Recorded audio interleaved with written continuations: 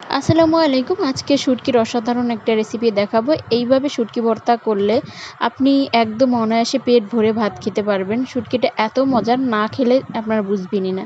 এজন্য কিছু এই পাতলা শুটকি নিয়ে নেবেন। এটা হয়তো পাবদা মাছের শুটকি নাকি, আমি এই মাছটা আসলে চিনি না। এই শুটকিটা বাজারে অ্যাভেলেবেল। শুটকিটা প্রথমে আমি নিয়ে এসে এটা ভালো করে ধুয়ে রোদে শুকিয়ে নিয়েছি। এরপর শুটকিটা একদম সুন্দর করে বেশি করে মুচমুচে ভেজে নিতে হবে।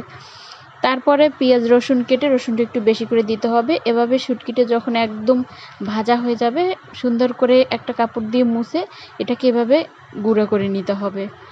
এটা একদম মিহি করবেন না, একটু হালকা হালকা ভিতরে এভাবে থাকবে, দেখতেই পাচ্ছেন। এ পর্যায়ে আমি রসুনটা আর কাঁচামরিচটা আগে তেলে ভেজে নেব ভালো করে। পেঁয়াজটা আমি শুধু লাস্টে দিয়ে অল্প একটু ভাজা দেব, একদম কাঁচা কাঁচা পেঁয়াজটা দেখতে থাকবে, যাতে কাঁচা গন্ধটা যায় এরকম। তারপরে এই শুটকিটার মধ্যে এই ভাজা রসুন এবং কাঁচামরিচ দিয়া ভালো করে এটাকে পিষে নিতে হবে। আপনারা ব্লেন্ড করতে পারেন অথবা এভাবে ঘানির মধ্যে দিয়েও নিতে পারেন। তারপরে লবণ দিয়ে সবশেষে সরিষার তেল দিয়ে বেশি করে মাখিয়ে নিতে হবে শুটকিটা। তবে আপনারা চেষ্টা করবেন সরিষার তেল দিয়ে ভর্তাটা হাতে মাখিয়ে নিতে, এতে টেস্টটা একটু বেশি আসবে। সবাই ভালো থাকবে, চ্যানেলটিকে সাবস্ক্রাইব করে দেবেন। আল্লাহ হাফিজ।